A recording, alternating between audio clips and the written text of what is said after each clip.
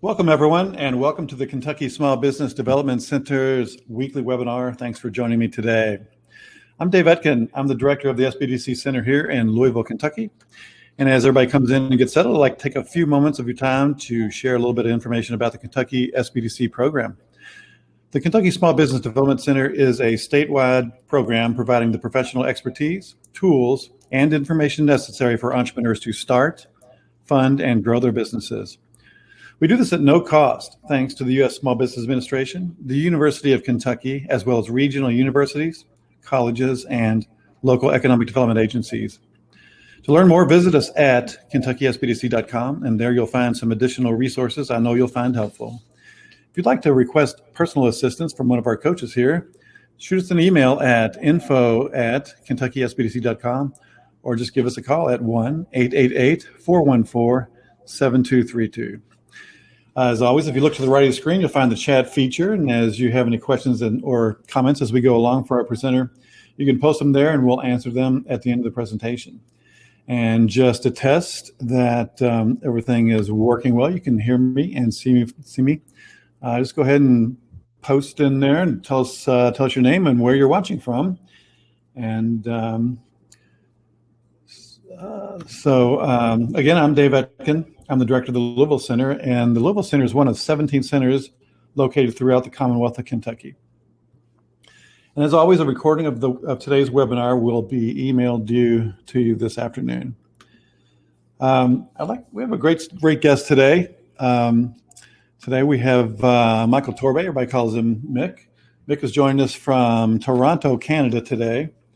And Mick is a creative strategist, expert copywriter, and he is also a accomplished jingle writer. I'm sure you've heard some of his commercials. He helps business owners who are really stumped as to why they are not taking over the world with their marketing. And if you don't know what's holding you back, and you need somebody to really dig into it, Mick's the guy you need to call. So Mick, welcome. Good to see you today. Thank you very much, Dave. So good afternoon. Yes, I am Mick Torbe. I'm a senior partner with the Wizard of Ads Marketing Group. Forgive me, I am Canadian, which I just mentioned to Dave. But essentially, we're not that different from Americans. We're really just unarmed Americans with healthcare. Most of my clients are, in fact, in the States. I've got clients in Florida, California, Oregon, Michigan, Minnesota, Michigan, Maryland, Virginia, as well as a few back home here in Canada. Thank you so much for inviting me to talk today. I am a copywriter by trade.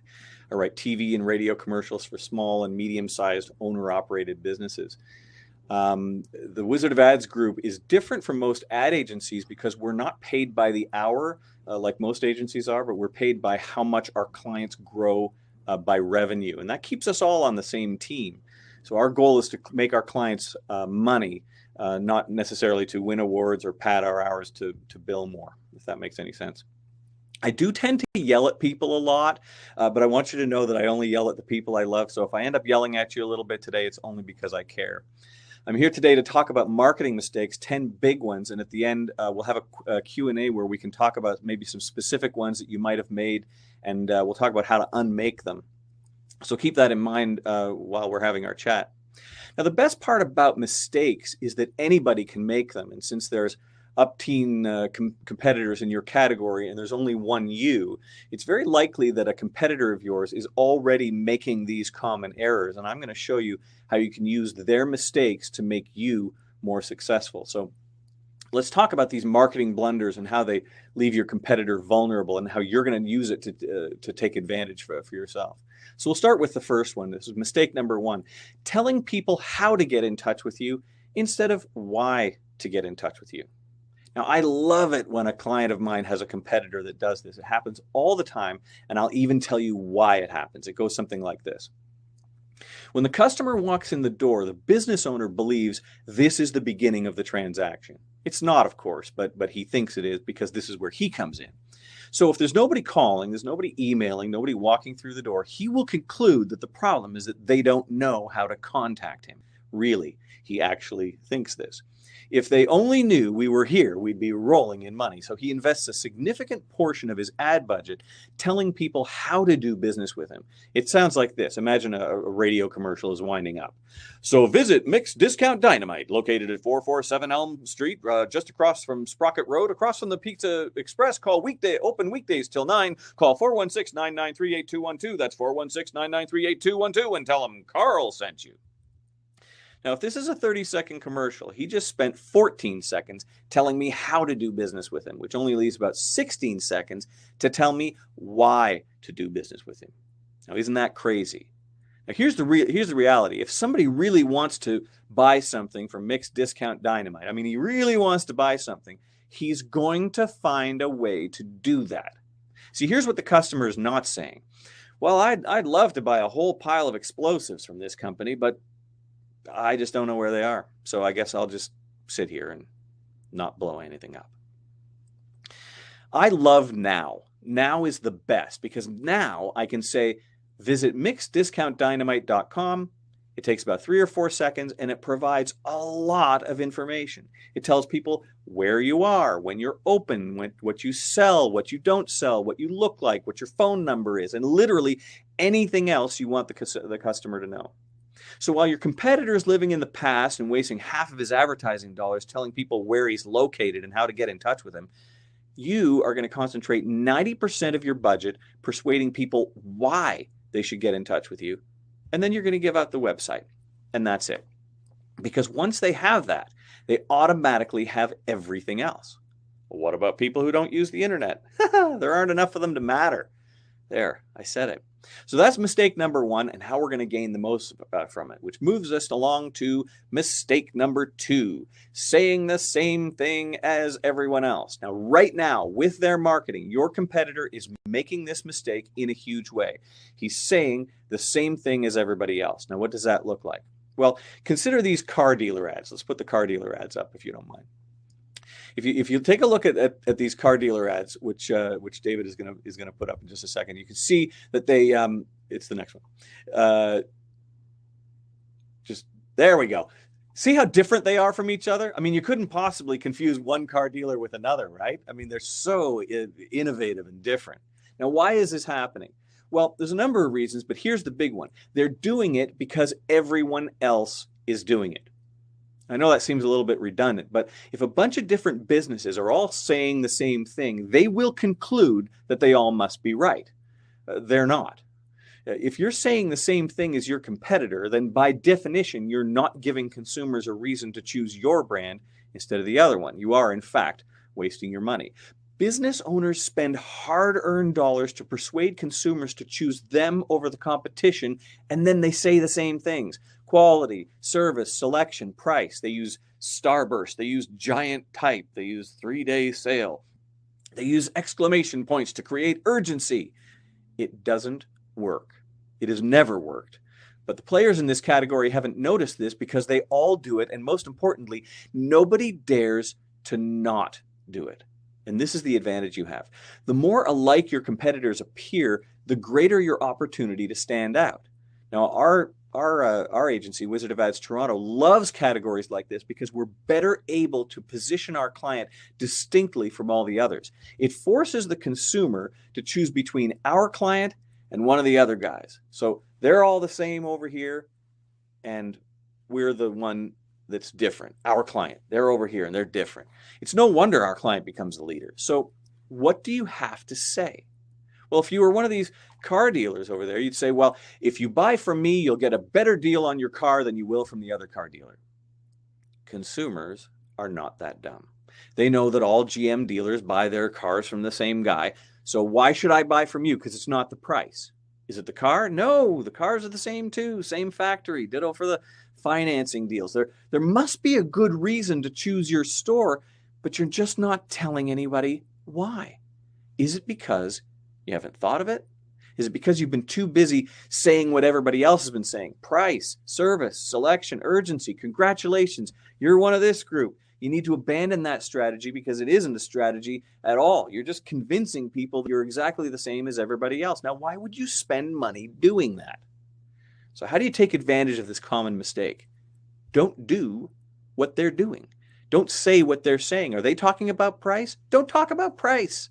Is your competitor talking about their huge selection? Selection's for suckers. Don't bring it up.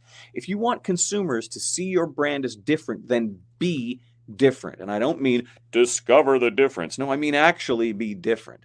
They're all the same and you're different. And now you're on the short list. You might not be at the top of the list, but at least now you've got a shot. Now you'll be noticed, and that's half the battle. They're all together over here, and you're over here. And this one guy will always get a disproportionate share of the market. Always. So, which one of those people do you want to be? That's rhetorical. Now, on to mistake number 3. Answering questions that nobody is asking. I'll start with the big one. If you think of most advertising, doesn't matter whether you're talking about radio, TV, digital ads, direct mailers, doesn't matter. Here's what the message of the ad is. You'll note the categories of relevance because everybody makes this mistake. When you listen to the message, think about it, you'll discover the point of the ad is, here's who we are and here's what we sell. Whether it's from a car dealer, a furnace installer, or a wholesale distributor of prefabricated aluminum windows, the message is basically, this is who we are and this is what we sell. You'll hear 100 different versions of this on your way home from work today. And every business tries to say it in a different way, but it is in fact always the same. Here's who we are and here's what we sell, which is, of course, answering 2 questions no one is asking. Who are you and what do you sell? I assure you, on the life of my 90-year-old Hungarian grandmother, no one is asking those 2 questions. Who are you and what do you sell?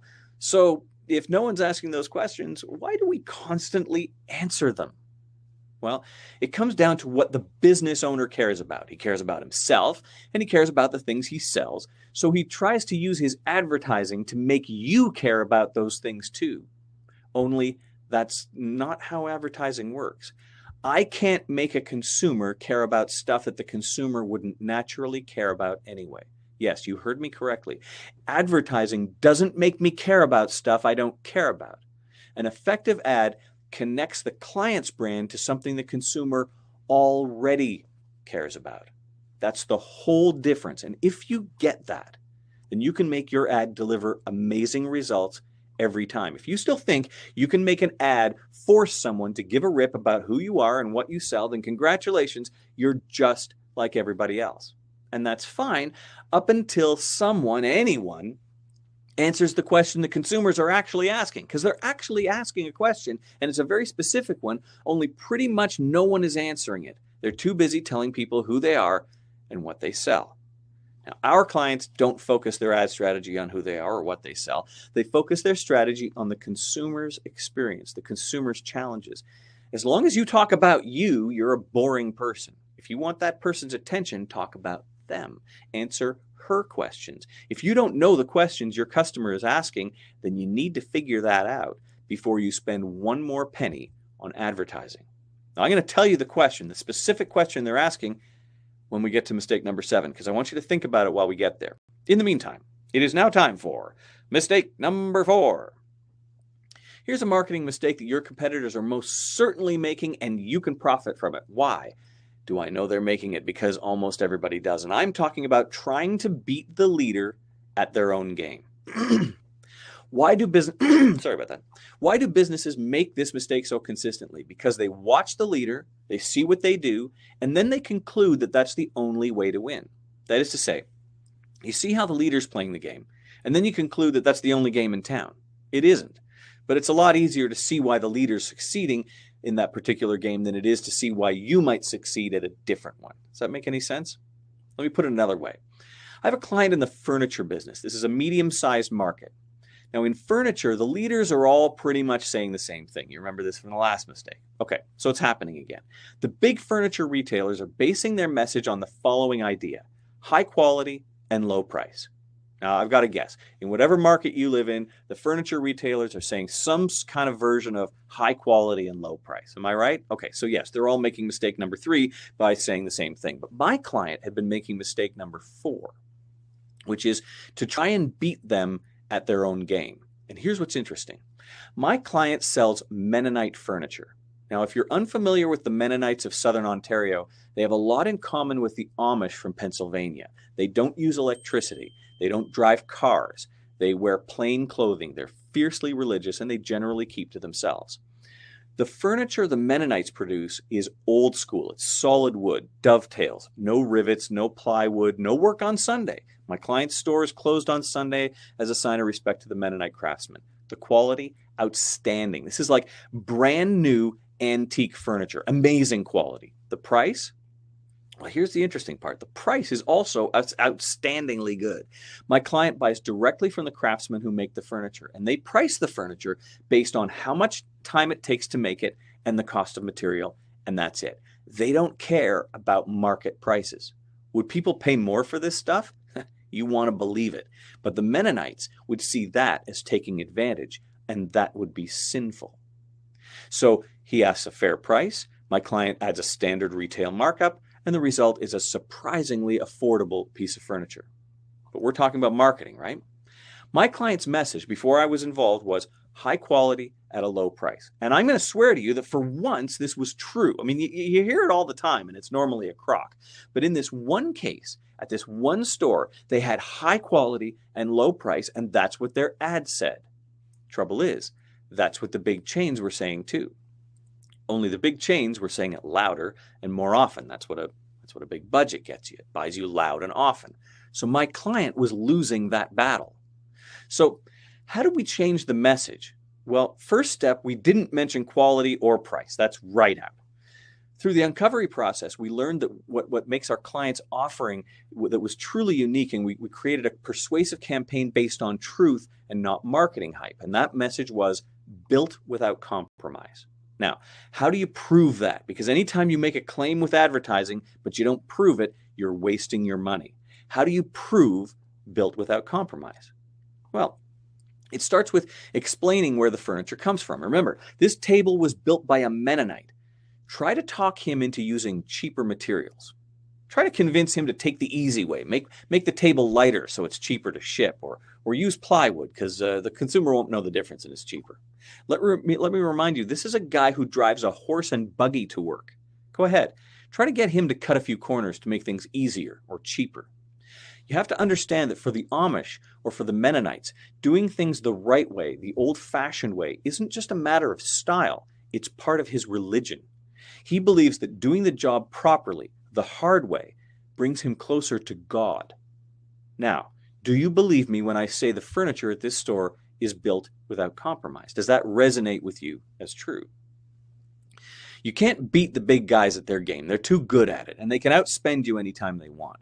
But no retail chain can touch my client's message because we changed the game. And big chain furniture is mass-produced in factories overseas by the cheapest labor they can find, and it's made light to make it easier to ship and to deliver. Compromise at every step. It's just compromise. Now, the funny thing it took an ad guy who has no real experience in furniture at all to see this blind spot. Left to their own devices, business owners will consistently make this mistake over and over again. Watch what the leader does and just do some of that. But not you, not my clients, not anymore. Which brings us to mistake number 5. The medium is not the message. Now, you can see this mistake in action by asking a business owner a very simple question. Ask a business owner, tell me about your advertising program. And he's going to say something like this. Well, I'm doing some radio, and I have a pay-per-clip campaign going, and I've got 3 billboards, and I've been looking into YouTube videos. Having such a comprehensive plan has got him blinded to the fact that he didn't actually answer your question. He's talking about media and not message. Sometimes he'll say, I'm spending $50,000 on billboards and I'm spending $80,000 on TV. Well, thanks for the numbers, but you're still not actually telling me anything. Put it another way. When you're talking about media, TV, radio, Facebook, AdWords, direct mail, it doesn't matter. When you're talking about those things, you're describing how you're going to say it. How are you going to say it? You're going to say it with radio, with billboards, with online ads? I'll say it with on my website. I'll say it on the back of a taxi cab. When you tell me how much you're spending, you're answering the question, how loudly or how often are you saying it? Medium, how are you saying it? Budget, how loudly or how often are you saying it? But those are the questions they're answering. But note the glaring blind spot. What are you saying? The average business owner spends the vast majority of his time and energy focused on how to say it, or how loudly or how often to say it, and then puts almost zero thought into, my goodness, what are you going to say? When it comes time to actually say something, he usually falls back on mistake number 2. He'll simply say what everyone else is saying. For those keeping track at home, that's 2 back-to-back mistakes business owners are making, almost all of them, almost all the time. And once you see it, the opportunity to beat this guy becomes clear. Most business owners are doing the job 100% backwards. They're worrying about how to say it and forgetting the importance of what to say. And I liken this to calling up a building center and having them deliver bricks and lumber and nails and screws to your building site and then saying, okay, what should we build with all this stuff? A barn, a house, an office building? It's backwards. When you speak to my clients about our marketing efforts, we're going to start with what we're saying and why that message might resonate with a consumer. Step 1, the plan. The goal of the client. Does she need a barn or an office building? Step 2, the strategy, the drawings. This is what the barn will look like. Step 3, the execution. That's the building materials and the workers. Can you see how there's much less waste when you do it in this direction? You'll only buy the materials you'll need, and you'll only hire people who specialize in erecting barns and not office buildings. You'll get a better finished product, and you'll waste a lot less of your money. How we're going to say it, that's a data point. How loudly or how often? Well, that's just a question of how much money you've got to spend. What really matters is what you say. What you say is everything. How much focus are you putting into what you'll say compared to how you'll say it? Now, before today, you might not have put a lot into it, but not anymore. And now that you know your competitor is doing the same thing, you are one step closer to beating him. So now it's time for mistake number 6. Mistake number 6 is being distracted by shiny things. This mistake is directly related to the last one. I often go off on rants about how clients spend too much time and energy worrying about media and not enough time talking about message. But now I do want to talk about media because your competitors are messing that up too, especially today. Now is awesome, but there are some downsides to now that we didn't have before. Now, way back in the 50s, there were a very limited number of ways to get a message into the brains of a consumer. For businesses, this was actually a good thing, frankly, because it meant that if you were in the newspaper, on the radio, or on TV, or you had a billboard, you had a decent shot of connecting with a huge percentage of your target. We didn't have pay-per-click back then. Today, we live in the era of new media, and the downside of new media is that people believe that anything new is automatically better or more effective than anything old. And while that's not the case, it is more exciting to do the new stuff, isn't it? People will make fun of you for sticking with the tried and the tested. But it's easy to assume that everything new will replace everything old. Now consider this quote. I've even got it up on a slide here. Here's a really interesting quote that I absolutely love. The time may be near at hand when we shall not need to fuss with roads, nor railway tracks, bridges, etc. We can bid adieu to all these things. The automobile can now be dispensed with. This was published back in January of 1905. Journalist Amos Root was reporting on the Wright brothers flying daily over Huffman Prairie near Dayton, Ohio. We have planes now. That's a real thing, not just a dream. Now that we can fly, all previous methods of transportation are officially obsolete. Where we're going, we don't need roads. Now here's where Mr. Root messed up. Just because we have planes doesn't mean we don't drive anymore. Humans are simply not that way. Just because we have the internet now doesn't mean we stopped reading or listening to the radio or watching television. It might look different, but the way we behave doesn't actually change that much over time. Statistically, we listen to the radio roughly the same amount we did 20 years ago, but you'd never believe that if you asked an advertiser. Radio? Oh, that's old school. Okay, so then why does every new car still have a radio in it, dumbass? Is it because car companies enjoy throwing away money on stuff we don't want? Your competitor is like everyone. The new and the shiny thing is exciting. Let's be on the cutting edge. Good. Let him try out the latest thing. Might work, might not. Let him be the guinea pig. You would be wiser to stick with what's working now, right now. How do you reach the most people, the most often, for the least amount of money? It might be the latest thing, but it might not. What we can tell you is what's working now. Nobody knows what might work in the future. Do you want to gamble your money on TikTok? I don't. Our clients pay us on growth, not on the amount of work we do. And that means every decision we make is designed to improve our clients' top-line revenue. Keeps everybody honest. If I recommend a media plan, it's because it's the one that makes me the most money. I get a little more when my client gets a lot more.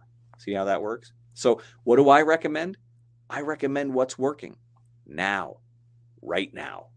So onward and upward to mistake number 7. In mistake number 3, I discussed a very common thing your competitors are messing up right now. They're talking about things that only the business owner cares about. Things like, who are you? What do you sell? How long have you been in business? Or whether or not you're family owned. All of those things matter to the business owner, but not a bit to the consumer. And here's a little hint. Even big companies screw this up. SC Johnson, a family company.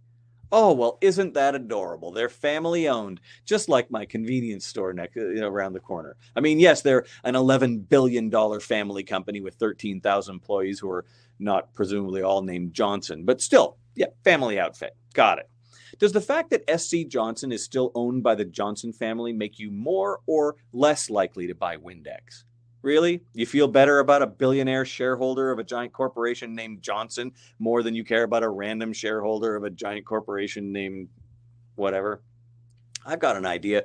Stop telling everybody about your Johnson and talk about something I actually care about. Who are you? Don't care. What do you sell? Big deal. I got problems of my own. We've been in business since 1979. Well, not only does nobody care about that, it's easily provable.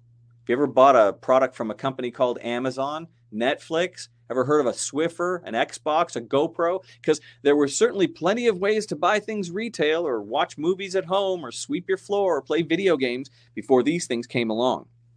And these ones have been around less than 25 years. They're being chosen anyway. If you really cared about how long a company has been in business, then you'd buy your books at the local bookstore and you'd buy your socks at Kmart, but you don't, and that's why they're gone now. You don't care how long a company's been in business, but you think all those other people do. Good luck with that. Every time your competitor informs people how long they've been in business or whether or not they're a family company, shout hooray because they're wasting their advertising dollars on things that won't earn them a single new customer. I want your competitors to do that. Let them throw their money away on stuff that doesn't work. So we've established what the consumer is not asking. Who are you and what do you sell? How long have you been in business? Are you family owned? So what's the question the consumers are really asking? Pay attention because I charge a lot of money for this. Why is buying from you good for me? If you can answer this question in your advertising, you're going to have amazing results. And if you can answer this question while providing entertainment to the consumer, they might actually stick around long enough to notice it. Why is buying from you good for me? Every ad has to answer this question. So stop trying to get them to care about your problems and start thinking about what they care about naturally. This is the key to effective marketing, and almost nobody does it. Your competitor is almost certainly not doing this. It's the one question people are asking, and your competitor is not bothering to answer it. But you will, and that's how you're going to win. Which brings us to mistake number 9. Telling people what you think they want to hear instead of telling them the truth. I know what you're thinking. This is advertising. Where does the truth enter into this, right? Okay, stop chuckling about how clever you are and listen, because I'm trying to make you money here. Advertising that has no connection with the truth is not effective. It does not serve you. It is easily identified and easily dismissed. Do you ignore most advertising? That's because I'm right, and so many companies make this mistake. Let's talk examples. I met a certain client of mine, and his company had trouble getting projects done on time. And he had the Google reviews to prove it. Late, later, late again. They did great work, but they were always a bit later than the customer expected. So what was his response? He says to me, his ad guy, we need to run ads saying we're never late. He even had the headlines already written for me. Always on time, always on budget. This is a construction company. They're almost never on time and rarely on budget. That's just the nature of this business. But this is, my client was convinced, what the customer wanted to hear, and so therefore he wanted to say it. Now, here's where most ad companies and mine diverge. When a client tells an ad guy what he wants to say, the easiest thing in the world is to go, okay, let's do what the client wants. Makes for a great meeting, everybody agrees, they pay you in advance, all is right with the world. Clients don't like being told no. Makes for a bad meeting. Want to make the client happy? Give them what they want. You want to make the client money? Give them what they need. And often that's a swift kick in the reality bone. You see, my partners and I are not paid by the amount of work we do. We're paid by how much we grow our clients' revenue. So it's not in my best interest to do it as I'm told. It's in my best interest to do what will make the client succeed financially with money coming into his bank account. Does that make sense? So guess what we didn't talk about? We didn't tell people we're always on time and always on budget because we're not. Not then, anyway. He's done a lot of work to fix that problem, and now they are almost always on time. But not always. Almost. So we don't talk about that. We're not hanging our reputation on something we're not good at. You would be amazed at how often businesses want to talk about what they're not good at and pretend that they are good at that. It's not a winning strategy. And if your competitors are doing it, and they probably are, they are slowly, quietly hanging themselves. So what you're going to do is you're going to find somebody else, not you, not your staff, someone from outside your organization. I can do it, or one of my partners, but somebody needs to uncover what you're actually good at and talk about nothing but that. And you'll crush your competitor like a cheap soda can. Now, here's the funny part. 50% of the time, the business owner doesn't actually know what he's good at until we point it out. Your competitor will not do this. He will not get outside advice. He won't admit to not knowing. His arrogance is your leverage. Use it. Here comes mistake number 9. Mistake number 9 is related to mistake number 7, which was talking about things that only matter to the business owner, things like how long you've been in business or whether you're family owned. But this one's even worse because it involves not only just saying what's in the interest of the business owner, but actually doing what's in the interest of the business owner instead of, doing what's in the interest of the customer, the person who pays you money for stuff. Have you ever called a business, one you've called before, and you found they've replaced the person who used to answer the phone with an infuriating robot phone tree system? It's probably one that makes you listen to the entire outgoing message because they changed it again. So it's press 1 for service and press 2 for sales. You ever been confronted with one of these systems and said, oh, thank God they got rid of that smart, helpful person who used to connect me right away. I much prefer to listen to this infuriating robot lady and go 7 steps deep into their stupid phone tree only to find out there's no option for technical support on the menu. What number do I have to press to go back to the previous menu? It's not good for the customer. It's good for you. Stop that. Stop it. Stop doing things that make it a little harder for them, but a lot easier for you. Someone is going to clobber you for that.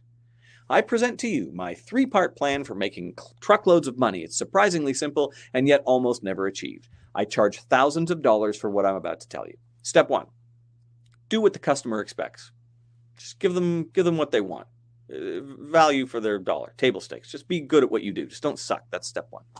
Step 2, make it easy for them. Not for you. Make it easy for the customer to do business with you. Step 3, surprise and delight. Do something they didn't expect. Go the extra mile. Exceed their expectations. Most businesses can't make it past freaking step 1 because they can't be bothered making it easy. I don't want to take phone calls. I want a machine to sort the callers into groups that makes it easier for me. You think they're all going to line up and just do your bidding like the soup guy from Seinfeld? Just because your annoying robot voice tells them to? Today? Are you nuts? There are so many options, so many entrepreneurs who are willing to make it easy for them. Small companies who can't afford the phone tree robots. They answer their phones and they help the customers and they give the customer the confidence that they actually care about them and want to solve their problems. And they grow and then they buy annoying phone tree robots. But not you. Fire the robot. Customers don't like them. Be the only one who does what the customer wants. You call me, I answer the phone. My number is 416-993-8212. You call it, I answer. Unless I'm in the restroom. That's gross. Which leads us to mistake number 10. Oh, see, there was my 3 steps. Mistake number 10. You have now learned 9 things that your competitors are doing wrong, and I've taught you how to use that to take unfair advantage of them, steal their customers away. That's right, I said steal. This is business. It's not pretty. Wear a cup. Here's something your competitor is doing, and you can spot it right now. Go to their website, and what pops up on the screen? Want a live chat with an annoying salesperson? Another pop-up.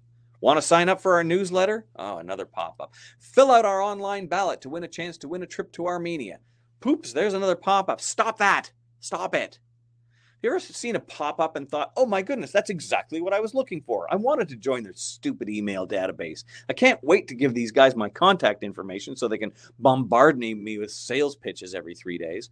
No, you just want all that crap the hell off your screen. You are so good at closing pop-up windows, aren't you? Like a ninja. Kerpow, close, close, close. Your competitors are creating all of these pop-ups because they think that obstructing the consumer's freely chosen path will result in more sales. Get in their way. Ask for their email address. Their digital guy sold them on this piece of crap idea. And they keep doing it every time they come up with a new way of hijacking the customer's search intent. It's stupid, it's annoying, and it creates a pattern you do not want.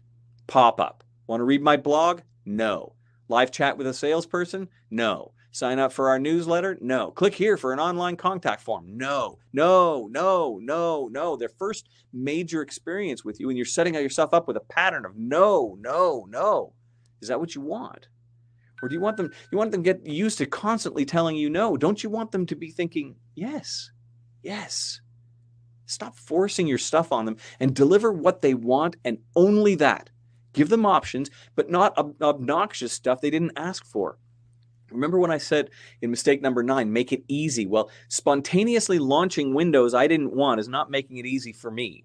You're changing my whole mindset from let's see what these people are all about to go away, leave me alone, stop bothering me.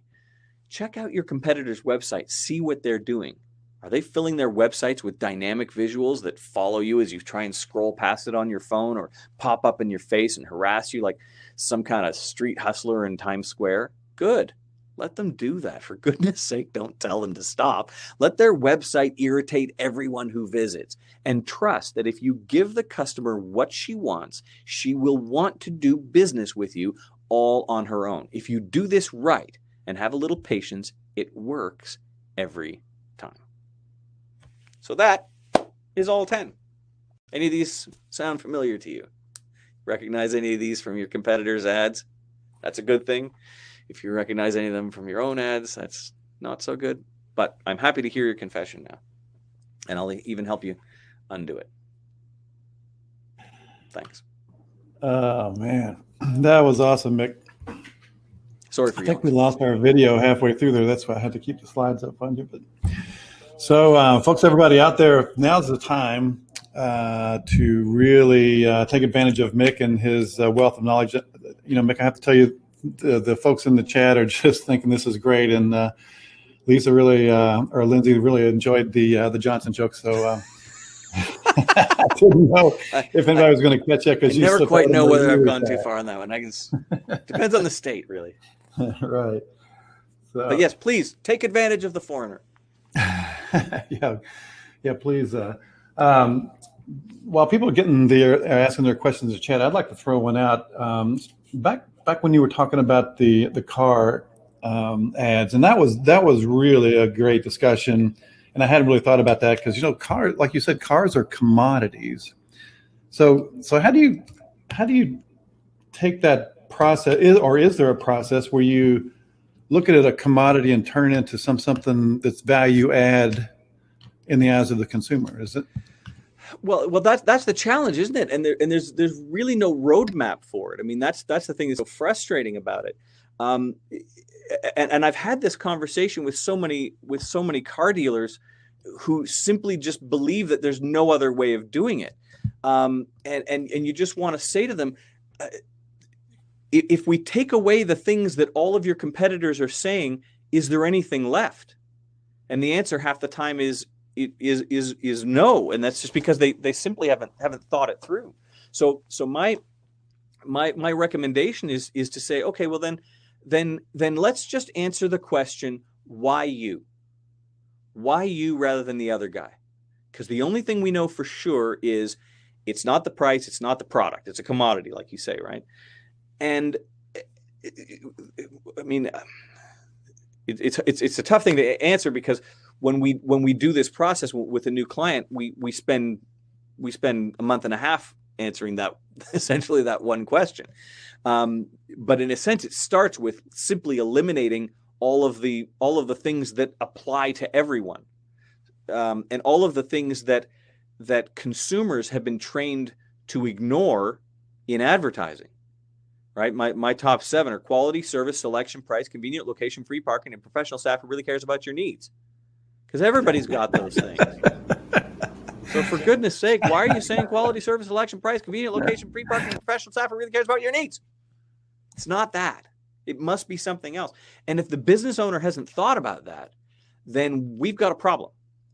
Because now we have to, now from the advertising guy's perspective, we have to uncover a blind spot. And we know there's a blind spot because someone is choosing you.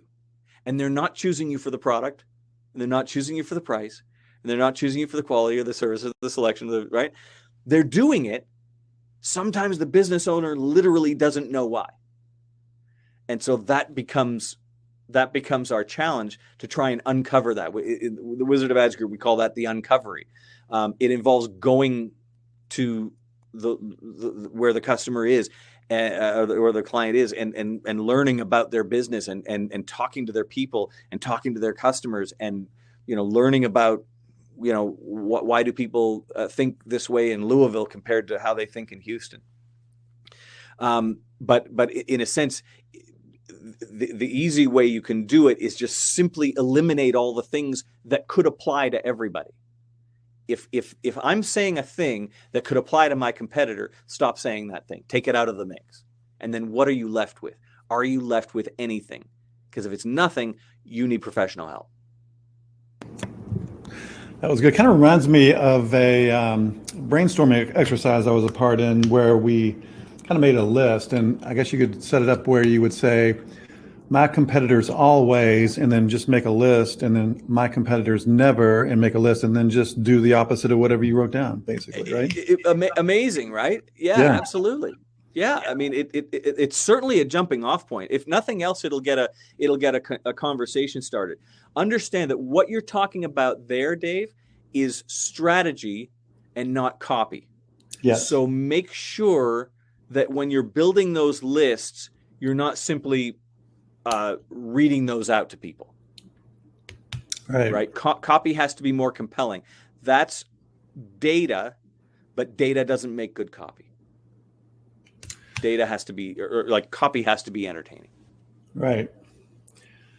So just remind you guys, if you have any issues that you're facing, in your marketing and your strategy, now's the time to, you have mixed attention here, and throw something at him. But so Jeremy asks, do you change your principles when trying to, you change principles when you're trying to sell services that are usually built on relationships as opposed to transactional?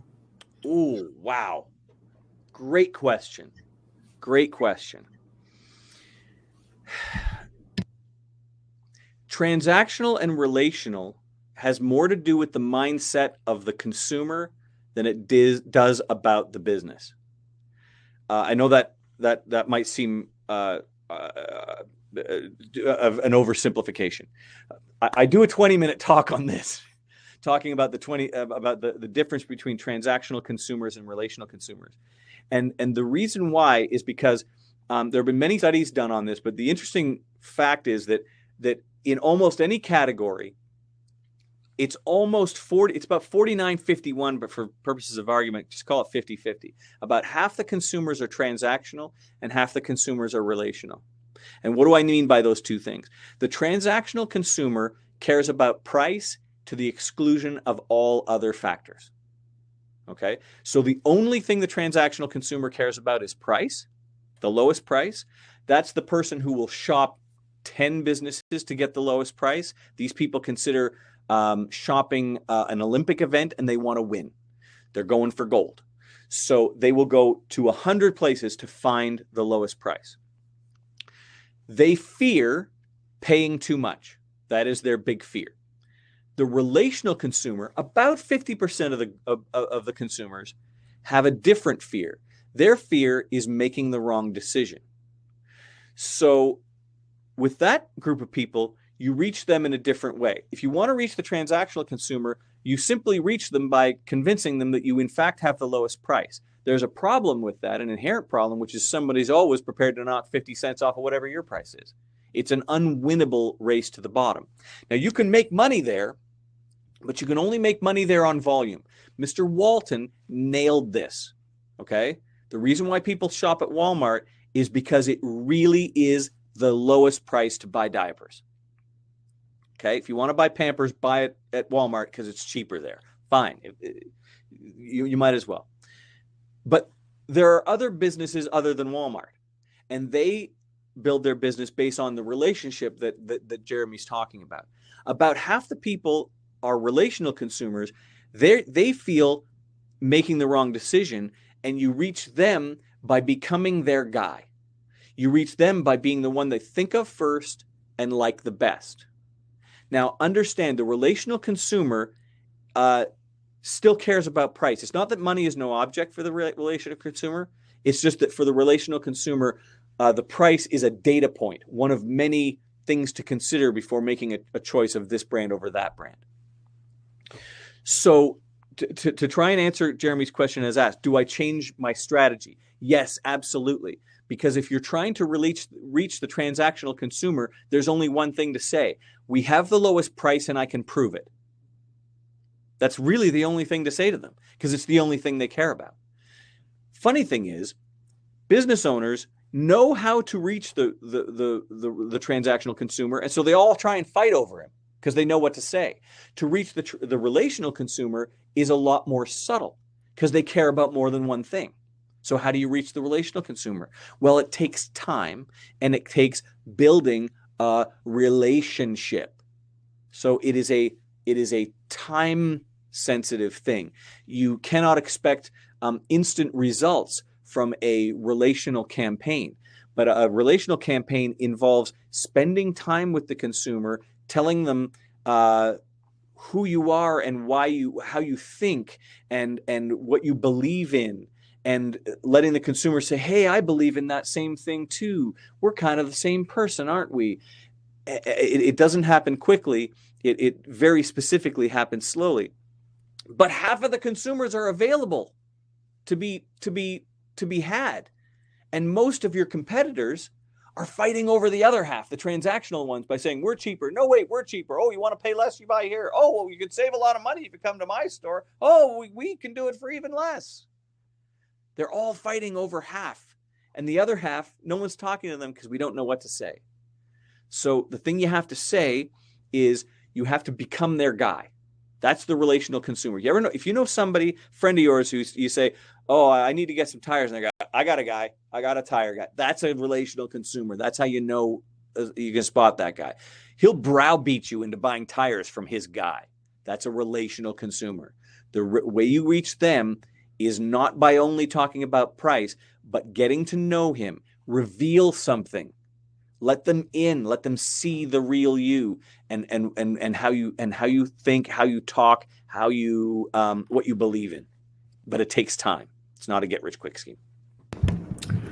Yeah, just to build on that, Jeremy says he completely agrees, but he's selling consulting and advisory services and trying to find the market and breaking in seems to be always based on referrals, but trying to expand the referral network with the funnel seems to be challenging, except for just using time. Yeah, that's a challenge because consulting work is so personal, right? I mean, consulting work really is about personalities meshing. You to be an effective consultant, you have to be their guy. And that is by definition a relational campaign. And that means by definition, you're not going to have any success with a transactional message. So what I would recommend to Jeremy is a relational campaign, especially a consulting one. It's so personal. I'm gonna suggest something that's counterintuitive. to be an effective consultant is about trust. And I'll bet you if I could read Jeremy in the chat, he would say it's all about trust. Trust is everything. Okay. So let's examine trust. In order to trust someone, you have to know a lot about them. If you think about the people in your life who you truly trust the most in your life, you know everything that's right with them and you know everything that's wrong with them. The second part is just as important. You know everything that's wrong about the people as well as everything that's right. In fact, I would submit that you can't really trust somebody until you know what they're not good at or what is wrong with them. If you meet somebody and they seem really nice and they visit their mother and they walk little old ladies across the street and they pay their taxes and everything about them is positive, you might like that person, but you won't trust them until you know what their flaw is. Because everybody's got a flaw, and if you haven't discovered it yet, then you simply haven't discovered it yet. But it's still there, right? To truly trust them, you have to say, Dave's great, but man, he can't cook and he thinks he can. All right, now I can trust Dave because I know what's wrong with him. Sorry, Dave, maybe you're an awesome cook. Nice. What I'm getting at is you need to reveal something in your outreach to your potential customers. You need to reveal something that is not 100% awesome and makes you look good. Tell somebody where you struggle. Tell someone what you're not good at. Show someone what your blind spot is. If you acknowledge the negative, you're giving them permission to believe the positive. There's a brand in Canada. I don't know if it's in America. It's a cough syrup. It's a cough medicine. It's called Buckley's Mixture. And their tagline is, it tastes awful and it works. Now remember, this is stuff that goes in your mouth, right? This is medicine. You put it in your mouth, and in the ad they say, this stuff tastes awful. Everybody else is saying our medicine tastes great. Oh, our medicine tastes better. Oh, our medicine tastes great. And these guys say ours is really bad. Oh, and by the way, they're telling the truth. It's nasty, nasty stuff. I mean, it tastes like kitty litter. It's offensive. But it forces you to answer the question, why is this company still in business? It's not because it's delicious. What is it that they're doing? Well, that stuff must work, because if it doesn't, nobody would take it a second time, and yet they're a huge business. By revealing something that you might perceive as negative, what you're doing is you're allowing people to trust you. You're saying, hey, we're not going to pretend this stuff tastes good. It doesn't. But if you want to feel better when you have a cold, take 2 spoonsful of this stuff, do this with your face because it's really awful, have a drink of something delicious right away, and then half an hour you'll feel better. Reveal something that's not positive, and they might begin to trust you. Cool. That is an awesome answer. Understand, it's nitroglycerin what I just said, right? You have to be so careful at doing that well. That is not for the faint of heart. But when done well, it's explosive. Yeah, I've seen where like founders of certain smaller startups might say, they'll talk about their journey, about how they came to solve this problem. That's kind of like a way to self-validate and to build that trust. Origin story. Story. Yeah. How did you get here? We can't watch a Batman movie without being reminded of the origin story.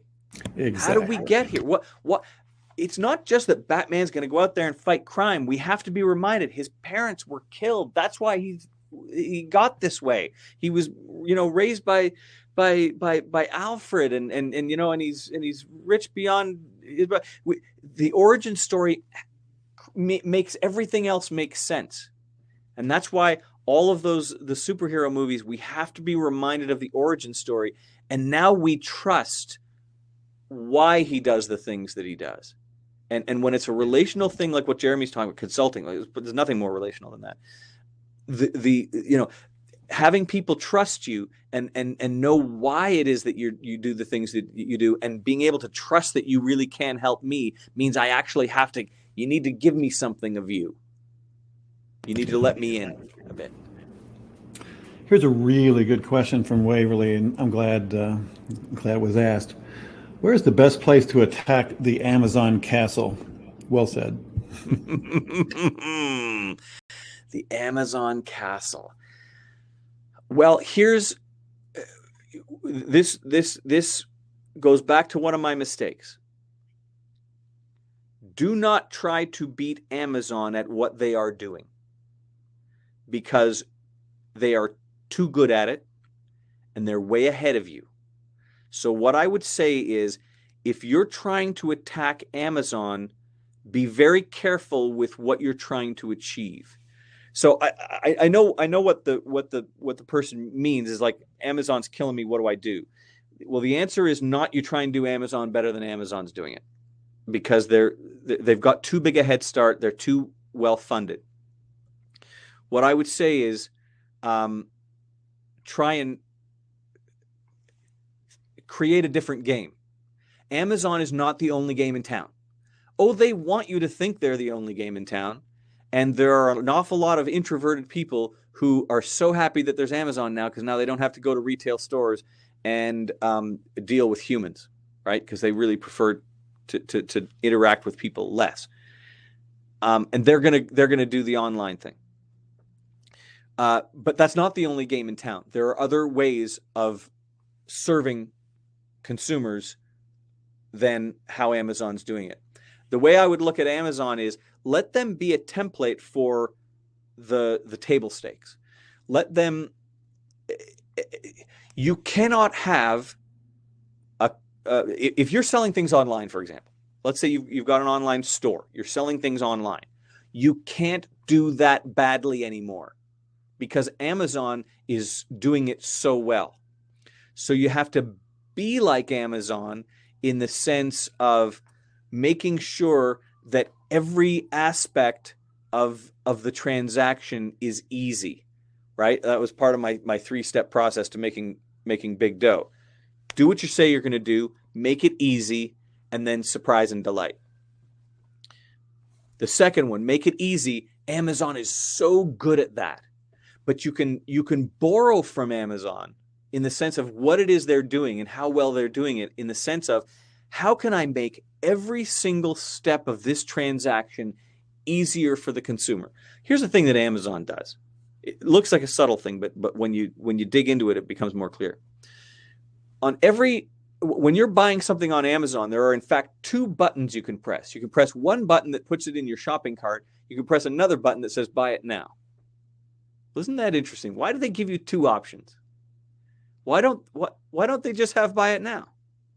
It's because some people don't want to buy it now. Some people want it to sit in their shopping cart for a while. I don't know why that is, but what I can tell you is it's human nature. And some people put it in their shopping cart, and then sometimes they leave their shopping cart in the store and they walk out. If the only button to press was buy it now, some people will be too afraid to press that button. They want to put it in their shopping cart and drive it around the store and look down at it and say, do I really want this? And come back to it. Some people want to do that. Amazon gave them both options. They made it easy for the people who are quick starts and they just want, I want to buy the Pampers. Give me the Pampers so I can go back to work. Good, buy it now. For those people who want to do a shopping trip and they want to think about it, let them do it that way. So don't try and blow up Amazon. You won't do that. You're not going to beat them at their game. Choose a different game, but learn from them in the sense of making things easy for the customer. Easy, easy, easy. Are you doing anything that makes it easier for you but harder for them? Cut that out. And at every step, make it more about them, make it more convenient for them. Yeah, your 3-step process is brilliant. I think it's that there's a whole big methodology on customer journeys and stuff, but you distilled it down into just a few words basically to make it work. So, hats off. It seems crazy that you could charge a lot of money for those three things because they seem so obvious, don't they? But you'd be amazed how often this is messed up. I'll give you an example so remember the third thing on my list was surprise and delight, right? Do something that the customer doesn't expect. So I'll give you an example. One of my clients is a chain of tire stores. This is in Ontario. And when you go in so in Canada, you have to change your tires twice a year because you got to put your snow tires on, you got to put your summer tires on.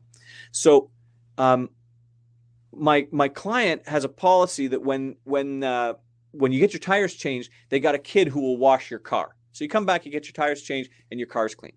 So my client said, "Hey, why don't we advertise that? Why don't we tell people that we'll wash your car when it's value added, right? You got to tell people." And I said to my client, I said, "Jim, I actually brought my car in to get my tires changed a couple of weeks ago. You didn't wash my car." He said, "Dude, you brought it in on the first snowstorm of the year. The place was jam packed. We had like tons of cars. We barely got to all of them. The kid didn't. We're not able to wash cars on a day like that." I said, "Right. That's why we're never going to advertise the car wash thing." Why? Because if you advertise it, then now it becomes table stakes. I just raised the customer's expectation by one free car wash. When I tell them we're going to wash we're going to wash your car. Now washing the car becomes the bottom of the bar. Okay, you're now not exceeding it by doing that. You're just barely achieving it. And now, if you don't wash my car, how dare you? You're now a thief. You just lied to me. You just stole from me. You stole my free car wash. You said you were going to wash my car and you didn't. It's like, dude, it was free. Like, we were just doing it to be nice. It's like, no, as soon as you promise it and now you don't do it, you've stolen from me. Now I'm mad at you. I'm mad at you because you didn't do an extra thing.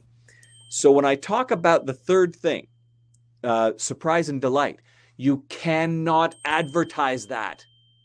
Thou shalt not advertise surprise and delight. Otherwise, it ain't a surprise. Do you dare do a thing that you're not going to brag about in your ads? The answer is, please do that. Find a thing you can do. Don't advertise it. Don't brag about it. Do it anyway. And for the first time in freaking history, people are going to say, I got a thing that I didn't expect to get. How often do you get more than you expect? Almost never. That's great. MJ says she loves your no nonsense tips, and Lisa says she enjoyed your website tips. She says that's exactly what she needs to do. Awesome. I don't mean to yell at you, Lisa, but I only yell at the people I love. Yeah. So Cheyenne asks, do you have some favorite examples of ad campaigns that work and also meet your criteria? Yes. I mean, if you think about the Macintosh ads that were, I'm a Mac, I'm a PC. What an odd, unusual, and entertaining way of letting people in and letting them understand the philosophy that inspired the Macintosh computer.